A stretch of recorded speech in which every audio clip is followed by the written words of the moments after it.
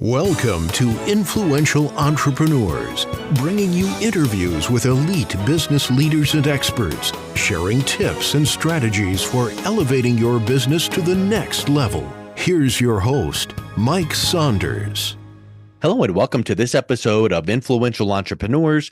This is Mike Saunders, the Authority Positioning Coach. Today we have back with us Michelle Boyce, who's a Vice President with Rosenzweig Financial Services, and we'll be talking about qualified funds. Michelle, welcome back to the program. Thank you, Mike. Thanks for having me back. Hey, so I know a lot of times people are like, well, how much money should I have in this type of account and that kind and what percentage? And we know it's all different, but we kind of want to go, how much should we have in qualified funds? And before we kind of talk about that, define what are qualified funds? Yeah. So I like to say qualified funds is a term that we use all the time, right, in the financial services. And then oftentimes when I talk to clients, they look at me like I have three heads and like, well, what does that mean? Right? So there's really two types of funds: qualified funds, non-qualified funds. Qualified funds are your retirement accounts, right? So if you've got a 401k at work or a 403b, if you work in a hospital, that's a qualified fund. An IRA, a SEP, anything that's tax deferred where you're not paying taxes on the money today, but you're going to take it out in retirement and pay taxes then. That's what we're referencing when we say qualified funds. That's a good point. And I think a lot of times people think like, oh, I got my first job, set up a 401k. And you really don't think about it. It really is like, okay, money's going in there, but it's going in there pre-tax. So the government's never been paid any taxes on that at all. And they're actually delaying getting the taxes for many decades at some point, right? Mm-hmm. Correct. Yes. Good. So qualified funds are funds where it might be a variety of things, like you said, IRA or 401k, but where money goes in before taxes have been paid out. And that's a whole big bucket.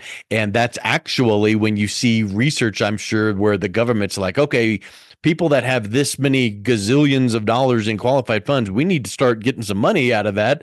So when you start thinking about your retirement portfolio and putting money in qualified accounts like that, how much is too much? What's the percentage? What's the amount we should be thinking about?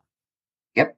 So I like to say 401k, IRA, all of those are great accumulators of wealth, but they're awful distributors of wealth, right? And what that means is, but when you need to start taking that money out, it's not very advantageous the way that you have to take it, right? So there's things, first of all, every dollar that comes out after you're 59 and a half, right? You have to pay ordinary income tax on.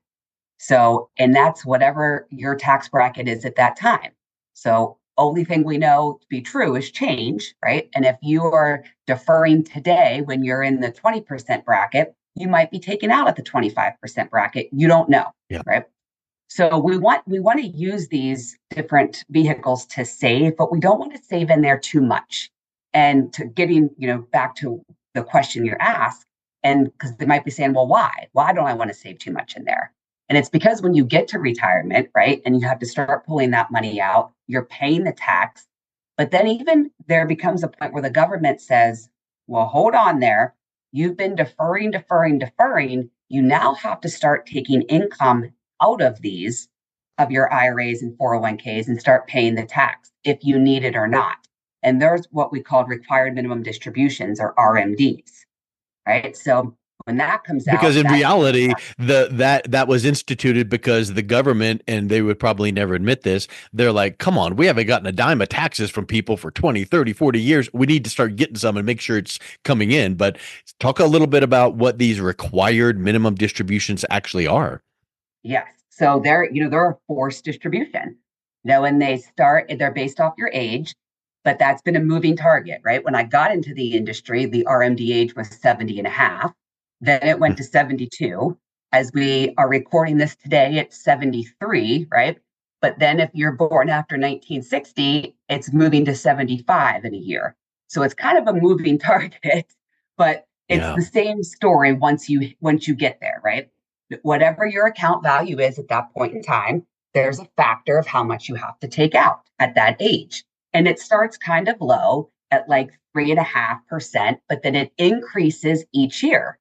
And by the time you get to your mid 80s, it's between 5.5%, 6% of the account value that you have to take out. Now, the main thing here is that you have to take that if you need it or not. Yeah. Well, that's a good point, because I'm sitting here thinking, what if someone has got a bunch of money squirreled away in, a CD or a savings account, and they sold their boat and they don't need any money this year. So they might think, I'm good. But if you don't take it, there's consequences, right? Absolutely. So the consequence used to be a 50% penalty. They changed that language a little bit in the recent amendment to the Secure Act, and I believe they took the penalty down to 25%. Very generous of them. But that's still a lot, right? Exactly. Nobody wants to pay any penalty on their own money, let alone something that high, right? So yeah, but it's exactly why you said you deferred. And the last statistic I saw is that there's something like, $12 trillion in retirement plans, and it's growing at a 10% per year clip. So the government needs to be able to get that money back in taxes, which is why the RMDs exist. Yeah. I feel like that is not something that you can just Google and go, okay, here's what I need to do. It's something where you need to sit down with someone that knows what they're doing, knows what questions to ask about your situation, and then puts together a good plan. So required minimum distributions, keyword there in all bold and 40-point font, required. Right. And I will tell you, I haven't, so I'm not sure if I mentioned this, but I work with a lot of retirees, right? Getting ready to retire in retirement. In my 20 years of working, I have not met one retiree that said, oh, I can't wait to take my RMD this year. Right? Yeah. It's always the opposite. It's the conversation of, do I really need to take that much? I don't need this. I don't want it. Is there any other options? Right. And it's kind of like, no, you've at this point, you need to pay the piper and take that out. But it doesn't give the consumer flexibility. And so when we do planning, we want to try to give them flexibility so that when you get to retirement, you can you're not forced to take income if you don't need it. Yeah. Yeah, for sure. So let's back up a little bit, because a couple questions that I thought of about these qualified accounts like the 401ks, IRAs. Talk a little bit of the planning that people should be thinking about regarding even what are some of the limitations? Like, are there limits? Can you put a gazillion dollars in some of those accounts? And what should people be thinking about even on the front end? Like if someone is younger or starting their first job or rolling their first job 401k into their second job, what are some of the thoughts around that to be prepared for it to grow? And then we get into RMD, thoughts on things like that. Yeah, so it really depends on the instrument, right? So, an IRA per se has the lowest limits, right? And right now it's, $7,000 a year. But then there's 401k, which has right now a $23,000 a year limit. But then you can do qualified plans such as defined benefit plans, which you can defer, a large percent of your income. I've got clients putting several $100,000 a year into those types of plans. So it really depends. But I have two rules of thumbs when I'm working with individuals who are still in the accumulation phase. The first, if they're in a 401k plan, we only want to contribute up to the match, right? So we want you to be saving and we want you to take advantage of the free money, but pay those taxes today at a rate and while you have income, and then save those in other types of taxation locations, maybe into a tax-free location or like a brokerage account for that type of taxation. But we don't want to have too much going into just that tax deferred. So that's for someone. Yeah, so you want to stay in the habit of saving and investing for the future and all of that. But what if the employer match is, let's just call it 5%. But what if you wanted to save 15% of your income? Great. Put the 5 in that 401k, but then put more money in other types of accounts. So don't limit your saving or your investing for the future. Just limit what goes into that qualified account. Exactly. And then maybe for people that are self-employed, right? Or we're not talking like a company match. We look at how much are you saving? How much can you save? Which the rule of thumb there is you really should be saving about 15% of your annual income into your financial model. That's what gives it. That's how you're going to get to retirement. Yep. But I work with people who are just starting out saving 5% to people that are saving 50% of their income, right? Yep. It all depends. But what we have a conversation before I recommend anything is say, let's look a breakdown of where you're saving, okay?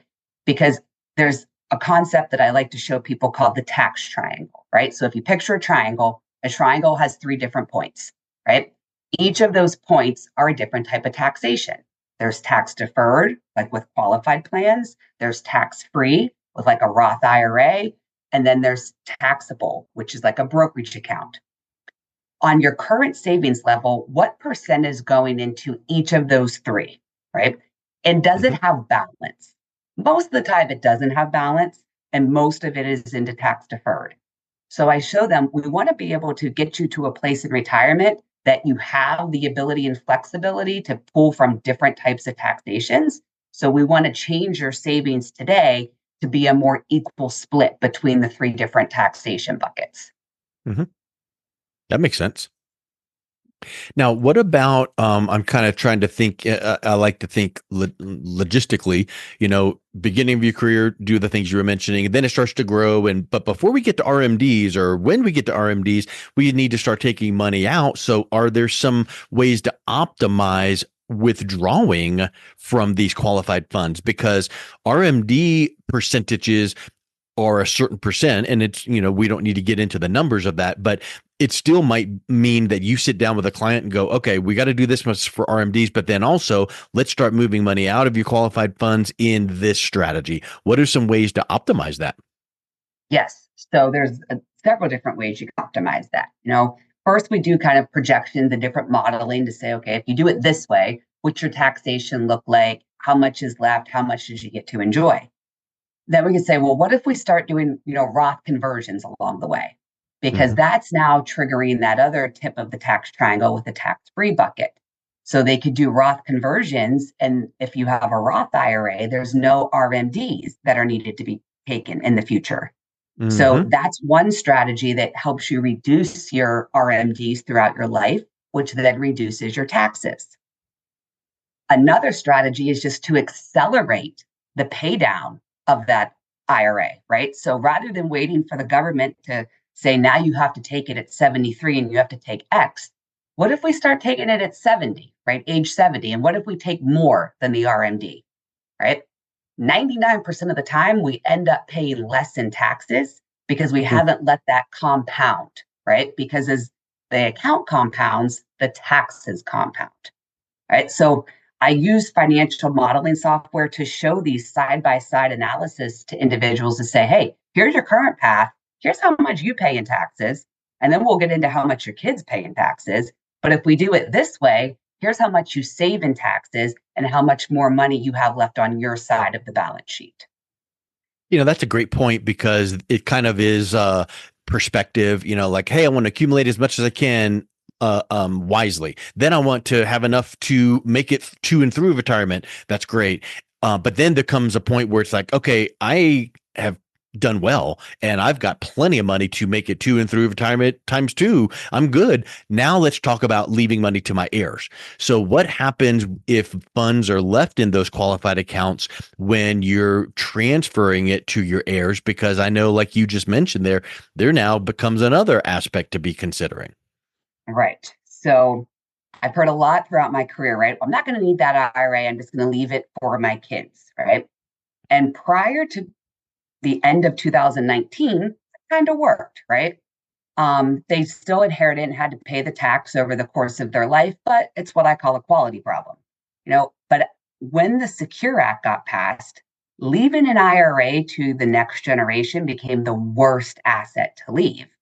Because not only do you pay the taxes during your life, but when they inherit that, your children, for example, they have to take that balance and pay it down over a maximum of 10 years, right? So if there's $1 million left in that account, simple straight math, they have to pull out $100,000 a year of income, right? Now, let's think of timing. When most individuals that pass away, their children are probably in their maybe mid to late 50s, early 60s. likely still working and likely in their highest earning years. So maybe they're making a couple 100,000 of income, and now they have to take this additional income on top of it, which is throwing them into a higher tax bracket.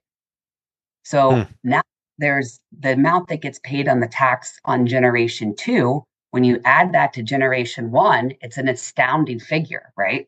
And most times the government is who gets the most out of that account, right? In the way it doesn't sound like a win-win situation right there at all, does it? no. What I found, if those people have the option, right, between themselves, charity, or their family, right, or the government, they're going to pick those first three before they pick the government to give the most to. Yes. I mean, that's huge. And here's the thing that when you're describing that, it makes me think of something where the retiree that is making all these plans, and then you go to the next step, the legacy planning, passing to heirs, and you put strategies in place so that it mitigates and eases as much as possible for their family. What a gift that is. What a peace of mind for them to know that they're taken care of and they're setting things in place for their kids. And you know what? Their family and kids might not even have realized the contrast or the potential that it would have been, but it's just a nice gift that here's mom and dad taking care of the family. Absolutely. Right. That's huge. I feel it's kind of part of my job to educate, right? To let them know what their options are, because a lot of people don't understand. Congress passes a lot of bills. Some of them we understand, some of them we don't. Most of the consumers were not familiar with all the changes that happened through the Secure Act, and definitely not how it impacts their retirement plans. Yes. Oh, that's huge. Well, we've kind of really wrapped up this conversation all surrounding this qualified funds. What is it? How much is too much? What's some strategies to grow in that? How do required minimum distributions come in? Wrap us up with some final thoughts, or have you worked with a client recently where you've been able to implement a strategy that really helped them out there? Yes. So, and the earlier that you can kind of work on some of these strategies, the better, right? Because oftentimes what we're doing is taking that money that's been compounding in the taxes and now transferring that into tax-free wealth, right? And just the miracle of compound interest, as it works while you're accumulating, it works really well when you're in retirement as well, if you're not using those assets, especially if it's tax-free, right? So that's just kind of a disclosure. The earlier you can think about these things, the better, because you will get better benefits. But, I have a client we're working with right now who, they're in their early 70s and they've got plenty of income in retirement. They don't really need their RMDs, right? They're set for retirement, and their goal is to leave the max amount to their children that they can. So I kind of showed them, just taking the RMDs, this is how much is going to be left in that IRA, and here's how much the children will potentially get in the taxation. And I said, what if we just change the strategy here, and rather than leaving them that asset, you start using those RMDs and maybe a little bit more that we pay it down and use that to fund life insurance. And they're like, well, why would we do that? And I'm like, well, you were going to leave this asset anyway, but you're leaving it taxable. Now we're going to leave them an asset that's tax-free. And it saved them several $100,000 in taxes throughout their lives and the kids. And it ended up leaving more money on a guaranteed basis.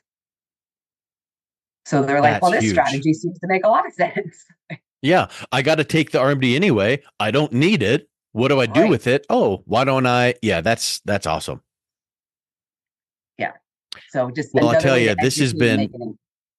Yeah, it's all about educating. That's the thing, is people want to feel like they understand the process. And when they are educated and taught of their options, it gives them flexibility. And then when they make those decisions moving forward, they feel confident and they say what you have mentioned in the past, like, wow, the peace of mind this provides is just huge. So I think that is just so powerful, Michelle. If someone is interested in reaching out and connect with you and learning more about some of these qualified funds and all that, what is the best way they can do that?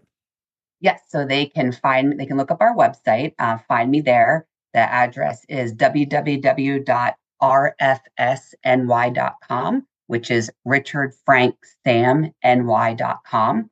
And we actually do a monthly webinar series, and they're all posted on the website as well. And this is one of the topics that I have. I think this topic's the December topic. So if they want to hear more on this topic, they can sign up for the webinar as well. Awesome. Thank you so much for coming back on. It's been a real pleasure talking with you. Thanks for having me, Mike. You've been listening to Influential Entrepreneurs with Mike Saunders. To learn more about the resources mentioned on today's show or listen to past episodes, visit www.influentialentrepreneursradio.com.